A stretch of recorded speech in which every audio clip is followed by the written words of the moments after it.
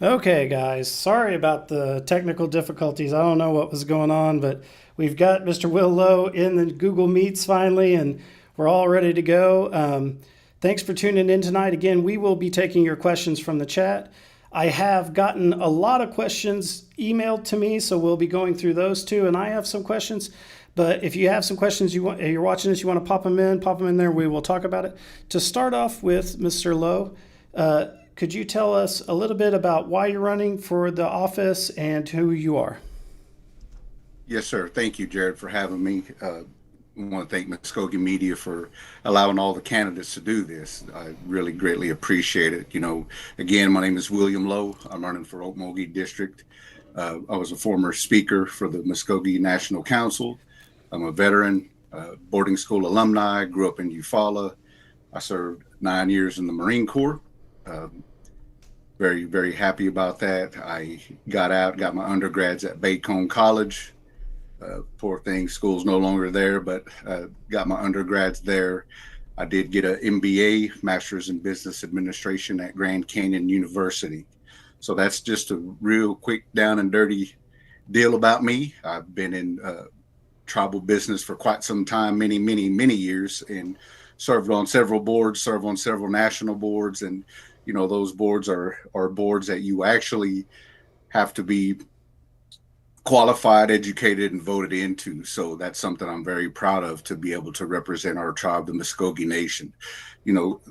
Some of the things that I want to run for is, I've always been a servant leader, and it started even as a young man, helping elders, helping do different things. But even in the Marine Corps, I really, really learned how to be a servant leader. And as I got out, really adapted and grown accustomed again to the culture of the Mvskoke Nation. And, to me, being a servant leader, it's putting our people first before myself. So that's something that, as a former council representative, I really, really enjoyed. And, throughout this whole campaign season, we've talked to a lot of different folks, a lot of different communities. And when you hear the candidates that were previous council representatives, that's something that they and we all extremely miss, is helping people.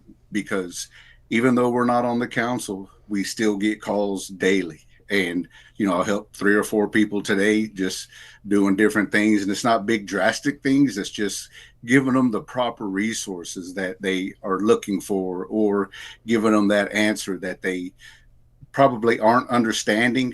And even though our employees do a great job, sometimes there's interpretations of rules that our citizens don't necessarily follow or even understand. So that's something where we kind of help them out and do that. So one of the things that I really enjoy and want to see improve, if I were to be elected, is our tribal sovereignty. We do a great job. We are in the right direction. We're progressing, and I just want to work with the tribal council and the executive branch and judicial branch to even tighten that better and to get it going a lot better, our tribal sovereignty. The other thing would be business opportunities. We talk about economic development every time at the candidate forums, every campaign season, it's economic development. But in Shakota, one of our business executives really did say it, and ask the candidates. We hear this all the time, but when you're elected, we don't hear anything from you. There's no support, there's no meetings, there's no anything. So that's something that I want to be able to work with the tribal council to even motivate them, for all of us to get in there and talk about the business entities and how we can and progress forward. And the other thing, and I'll quit running my mouth, is I think, one of the things that I would really, really want to work with the council and all the branches is having more access for all of our citizens in programming. We all campaign election season, we hear different things and different reasons why someone didn't get help, for no matter what it could be: housing, health. I mean, you name it. They somehow, some way, they were 2 inches out of the jurisdiction, or they made 2 cents more than what is allowed. So that's something I think we could all really sit down, work together and find a way to figure it out, because the bigger picture is we don't understand just yet how big the federal cuts are going to be, and that's something we really need to be cognizant of. So Jared, thank you so much, and that's just my quick down and dirty, sir. All right. Thank you so much. All Well, right. to start off with, because I got a lot of questions here, but I'm going to do my questions first because that's the type of person I am. Sure. So, have you been instructed by any government agency like the election board or chief's office or anybody to not speak on the Friedman decision by the Supreme Court?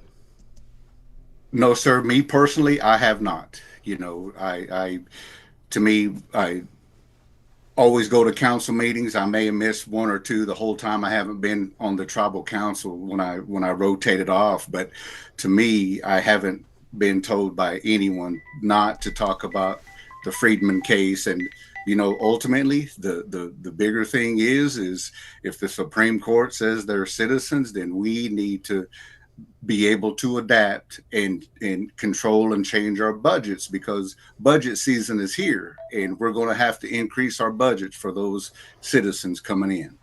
Okay.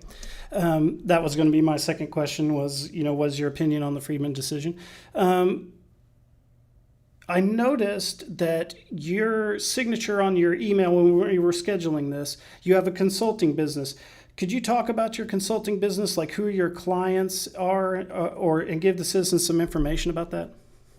Oh, yes, sir. I've had a consulting business for about 18 years now, and right now I don't have any clients, but I always keep it in my signature just in case someone's ready to work with me. So, that's something that I really just have tribal business development is what I really help with. And a lot of times it was a lot of tribal tourism before all the tribes kind of got into that market. It was right when it was brand new. I was able to get a lot of different clients and work with several different tribes and chambers. And, now it's just kind of just a business that I keep open, and hopefully one day it'll flourish for me. All right.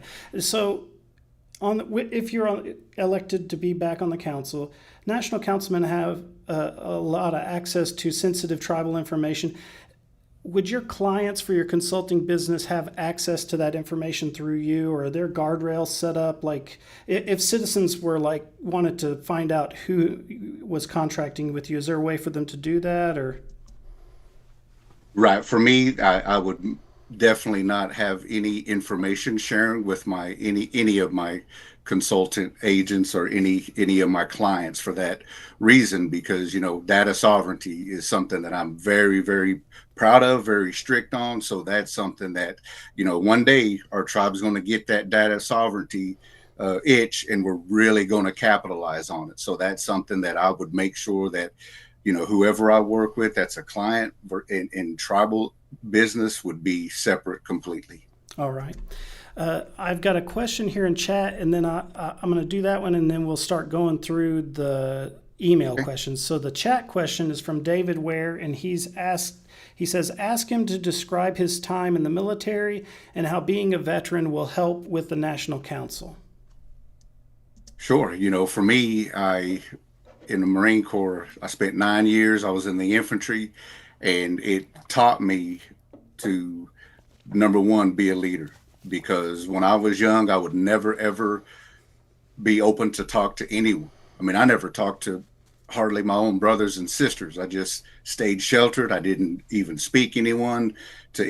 But as I became a Marine and got that confidence and learned leadership, and, in the Marine infantry, it's a man's world. I'm going to just say it like that because it is. There was no women whatsoever around. So for me, it was a man's world. And if you had a problem with someone, you just take them outside and deal with it. Right. So that's something that's the era that I grew up in the Marine Corps. And, one of the things for me, we went through a professional military education course, and it was about almost 4 months long.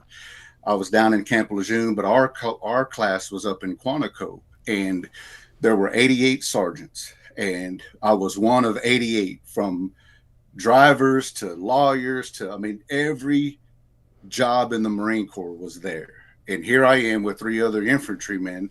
And by the time this 4 months is over, I graduate honor graduate as the number one graduate in that class, and my two infantry buddies were second and third.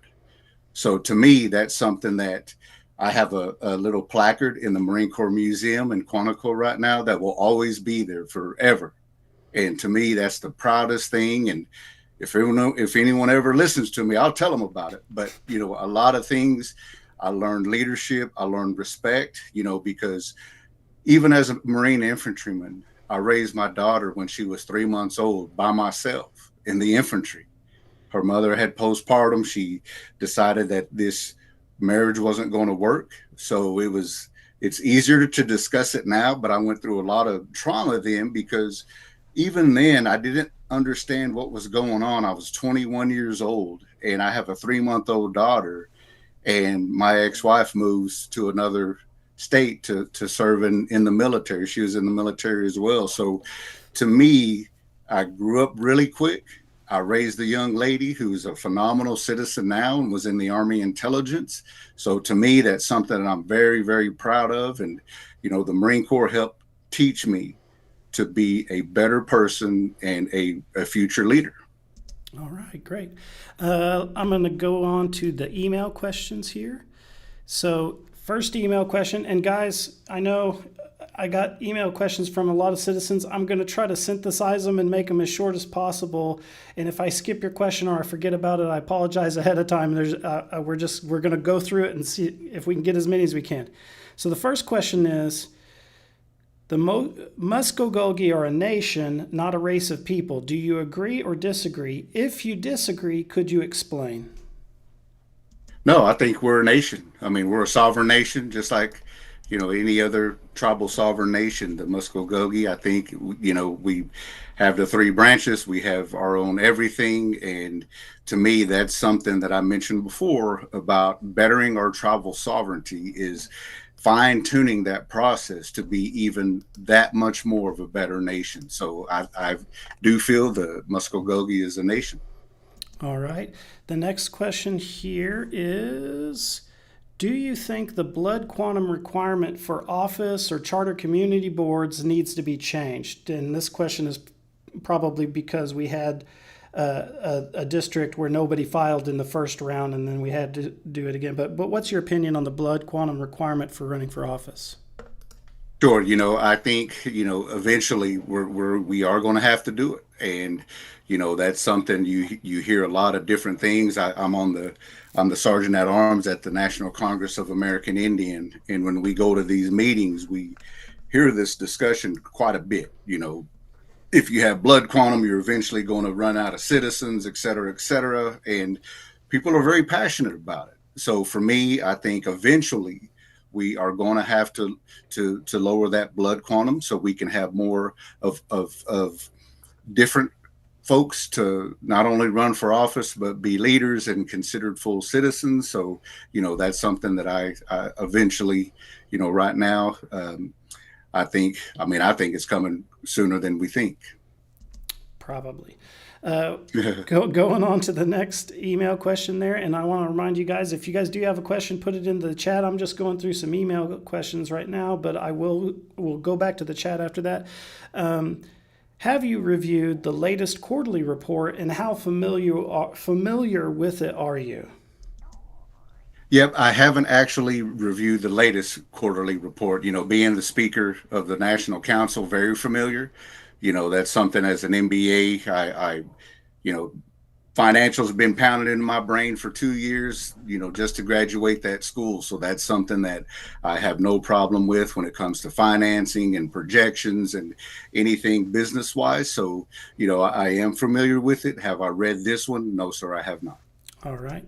Well, along those lines, do you know the amount currently held in the permanent fund, and would you support a movement to accumulate over $1 billion in the permanent fund before the end of the decade?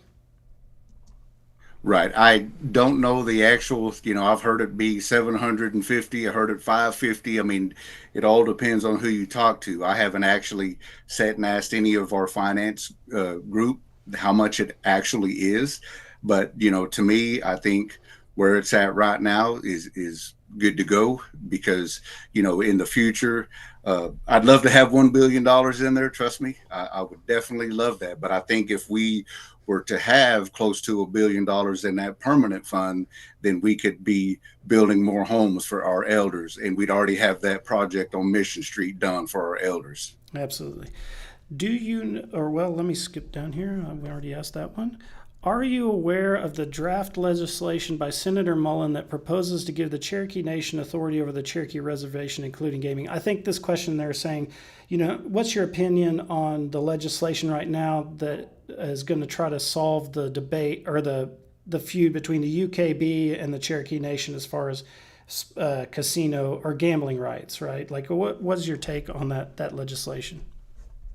Right. I followed that for quite some time and, worked for the Cherokees right when I got out of the Marine Corps. And, I've always known it's been a kind of a big issue for them. So, that's something that as a former speaker and I feel that, the UKB has every right to be able to game and express any tribal business that they are capable of doing and on their tribal complex. So, that's something because not too long ago, we heard an opinion saying, well, the UKB has the same reservation boundaries as the Cherokee Nation. Mm-hmm. And now all of a sudden, now they're getting them and putting them back in this little acre of land or however big that land is. So, that's something where I hope it works out for them, and I'll just leave it at that, sir.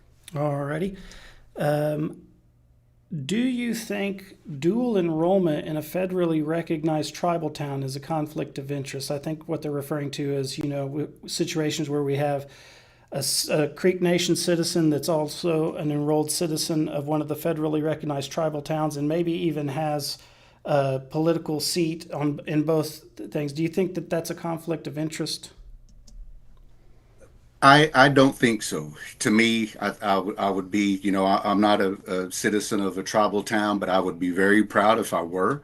And I would be very proud at one time if I were to ever serve them both. But to me, I don't see it being a conflict of interest.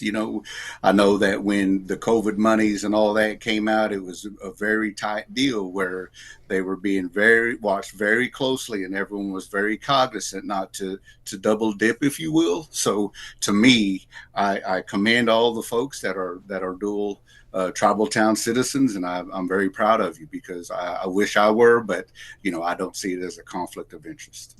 All right, and that covers also the next question is, are you a citizen of any federally recognized tribal town, which you said no. Mm-hmm. So last on my email question list here is, are you familiar with the MCN Priority Climate Action Plan, and how will you work on the council if elected to enact the recommendations in the plan and facilitate meeting its goals? Jared, I hadn't heard of it before I watched you and Galen's interview earlier today. And, I had never heard that before, but to me, just looking at it really quickly and reviewing it, just Googling it basically is all I did, is something that, I think for us to look at our climate situations and to be able to save our culture, communities, be able to, the flooding that's gone just so wild and all the heat and, just the climate in general. I'd love to sit down with environmental, anyone else at the table just to say, how can we better get a grasp on our future safety? Because, last council meeting, I heard they talked about the Department of Safety, I think DSP. I can't remember the actual acronym, but it was really great to hear that is being thought of. And, even though they passed it without a budget, I would never do that, but it passed unanimously without a budget. But to me, it's great to be able to get those parameters set in place so we'll have a safe community. All right.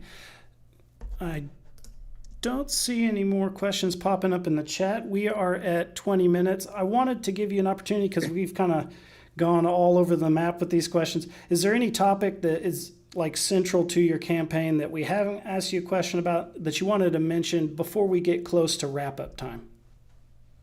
Yeah, thank you, Jared. To me, it's, the whole bigger picture of business opportunities. That's something that I really want to, if elected, sit down with the council, sit down with the executive branch, and let's figure it out, because you see and you hear of all these different other tribes, even locally, Cherokees, Choctaw, Chickasaw. Their business enterprises are doing phenomenal, and for us, we have great businesses, but what are we missing the mark on? Because there's something that we can do that's going to make us earn that revenue, give jobs to our people, be able to give more programming to our elders, young, everyone. And that's something that I really want to just be able to sit down and motivate the council in doing, because that's something, and again, we always talk about, but no one ever takes action on it. And to me also is more service for the veterans. I think is something that I appreciate. Our Vassal group, love them to death. They're doing great things, but I think there's something that we could do a little more. And to me, always love encouraging the young folks. My daughter's 24 years old. She's an Army veteran, and I know it's hard, but not one time has anyone ever reached out from our tribe to say, thank you for your service. Here we are. Here's some programming. And I mean, I don't know. I mean, I know staff is short, and sometimes it's always not able, we're always not able to do that. But those are the little things that are going to keep our people engaged.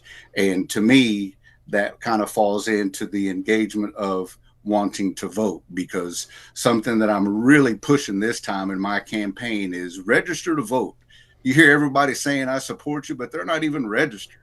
Go down there, get registered, send in your paperwork, register to vote. And there has to be a way that we can motivate our citizens to vote, because it's just heartbreaking to see how many actually come out and do the voting. So those are some things that I want to see done, and I hope to be able to accomplish if I'm elected, sir.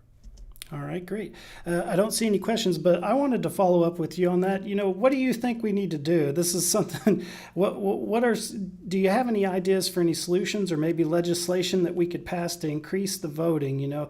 I've seen, some people, like we were talking about in Galen's Meet the Candidate. Like you could say, make it a requirement of citizenship, and then I also saw some people on social media saying, well, the reason we have low voter numbers is because of the blood quantum issue for running for office, and if we got rid of that, we would have more voters.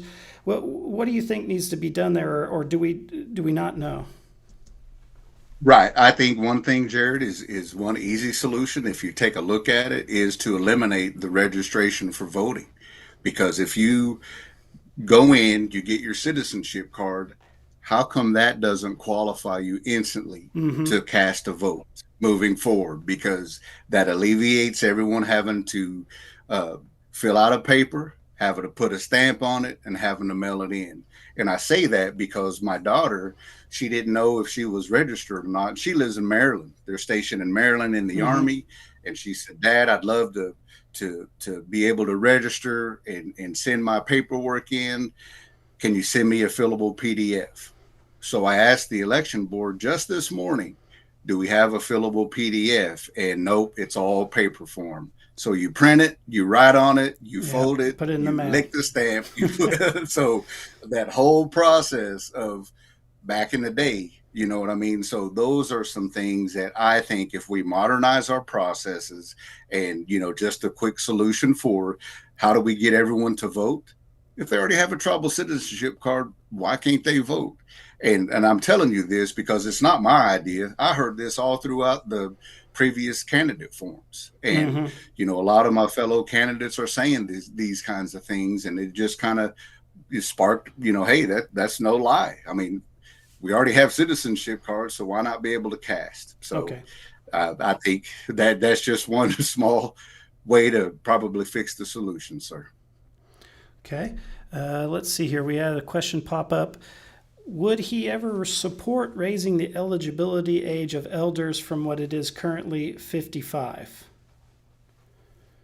As in raised to 60 or lower to 50? Well, I don't know. TY Pro, you're asking if the questions are showing up. I don't see any questions here. I saw that you talked about the UKB ruling, but I didn't know if that's phrased as a question. Could you kind of clear that up for us, TY Pro, and post that question in there? And if there are questions more than that, I don't see them. But just go ahead and try to post them again. What I haven't asked you about. What is your position on the amendment that's going to be on the ballot to go back to district voting? Yes, sir. To me, initially, when I first moved back home, I did not support district voting for the fact that I grew up in Eufaula. I moved home. Even though I lived at Cherokee Nation, when I moved back into the reservation of the Mvskoke Nation, I lived in Okmulke County. I didn't know anyone in here, so there were many years that I felt that I wanted to run for an elected position. But on the bigger picture, I thought there's no way I'm going to beat these different people because their families are so large, and they're going to always continue, no matter what you say, to support their family. And it's like that today. We've talked about that in several candidate forums that, no matter what you say, what you promise, what you can bring, what you can prove, what business you have proved, the families are going to stay together because it's that strong and understandable. I do understand that and respect it. So to me, now, as a 51-year-old candidate, former Marine, I do support district voting because I feel it's very important that we in Okmulke District, for me, have the ability to understand and know what our representative is going to be able to do for us on a daily basis. Okay. All right. TY Pearl's posted this question in here. I'm going to read it verbatim, and we'll see if we can get clarified what he's asking. He says, is he suggesting the executive branch bureaucrat opinion on the UKB jurisdiction is the equivalent of a treaty or congressional act?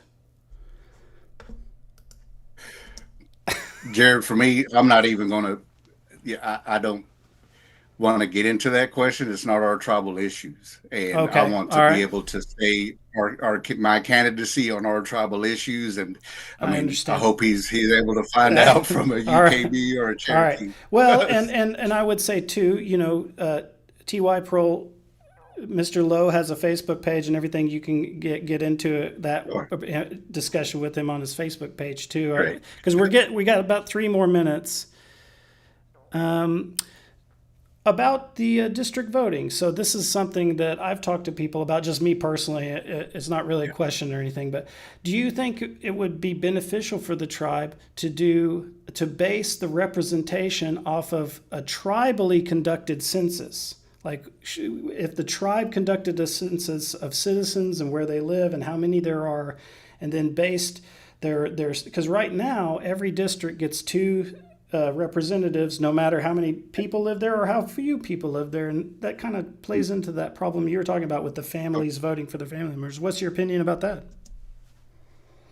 Yeah, to me, I feel it's fair to keep the 2 representatives. I know in the past there were a lot more, and 4 and 5 maybe back in the day, but I feel 2 because if you get more than 16 people at a council table, it's going to be impossible to conduct business. And I know it's been done in the past, and I appreciate our ancestor leaders who were able to do that. But I'm just saying, in modern business practices, the less folks you have at that table, the more business can be done, and the sooner decisions can be made. Because I'd love to stay at 16 and have that meeting versus 36. So those are just some things that I think staying at 2. And I will say that I would encourage, and if it were to come to that, I would love to see an at-large representative be on the council, because I strongly feel they need that. Because I had the opportunity to work at an urban Indian organization last year, and the difference of needs is so phenomenal. To me, it's just so different, and you feel bad because I wish I could sit there in Los Angeles and just tell them everything that I could do for them, but I could not because I'm not in the Muskogee Reservation. So, that's something that I'll just say and leave it at that, sir. All righty. There's one more question here. We are at 30 minutes, but I do think this is a good question to get in. It's kind of a two-part question from T.Y. Pearl, but then after this, we'll wrap. Do you support termination of federal recognition of the porch band, and what is your position on Ojiabova? Oh my goodness, porch band is it's a touchy situation. To me, on one hand, they got approved. They went through the process and got approved through the actual process. So to me, as just a candidate, there's nothing I can do about that, right? The judges made their decisions, the federal folks made their decisions. And, to me, I think, when the casino was first being built years ago, our tourism group, I was the tourism director. We went out and we did an Okmulke to Okmulke tour where we set these different GPS spots and these different locations to where we were going to do all these different script videos. And it was that week when we were at that little garage where they found and they said those Mikos had been put in those containers, and we were right there by that. And to me, that's something I wish that they wouldn't have disgraced and did that to our ceremonial grounds. And shame on them. But as a candidate, that's something that the litigators and lawyers have to do, and that's my stance on that. Well, on that, the council approves the funding for the legal action. So do you think that we should continue the legal action, or is it something where it's done and we should just drop it? No, sir. I still say we go until we can no longer go anymore. So I support us continuing to go for them and try to get resolution out on our end, sir. All right, great. Well, I wanted to thank you for coming on the program, Will. Yes, sir. We have asked a lot of questions. We have gone over our 30 minutes, but I think it's good because everybody was popping questions into the chat, and you've done a great job, in my opinion, showing up. I want to also thank Galen for participating and all the candidates that have signed up to participate. This is something that the candidates don't have to do, guys, and they're doing it and making time for this. For largely our audience are citizens that are at large, citizens to see and ask the questions. So let's try to encourage all the candidates to sign up for this. If you're a candidate and you're watching this and you want to do a Meet the Candidate, we've made a post today on our Facebook that has the upcoming schedule for them. But what you need to do in a nutshell is you just need to email me at jmoore, that's the letter J, MOORE, at MvskokeMedia.com. That's Mvskoke Media, like the title of our channel, the Muskogean Creek. And then I will get you guys set up with a time. We are running out of days to schedule the videos. We're not going to schedule any videos after the 16th because early voting starts on the 17th. So the 16th is the last day. And so if you want to get one of those scheduled, hit me up. I did mention in the chat, if you guys didn't catch in the chat earlier today, we had a problem with our website and our email, so I didn't have any emails today, and our website has been down, and we're working with our provider to get that worked out. It's still down as of right now.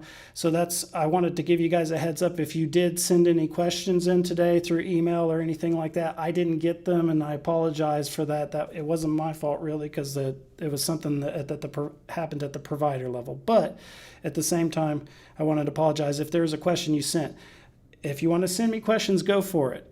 Other than that, the upcoming schedule is next week at 6 p.m. on Monday, the 18th, we have Tim Jackson.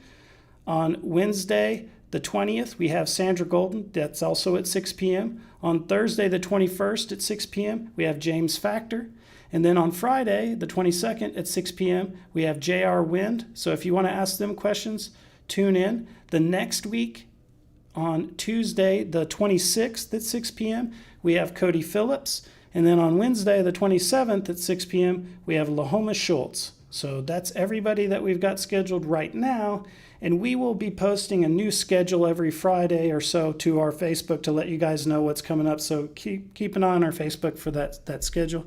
And I think I've covered all my bases. Thank you for joining us, Will. And thank you guys for tuning in and asking the great questions.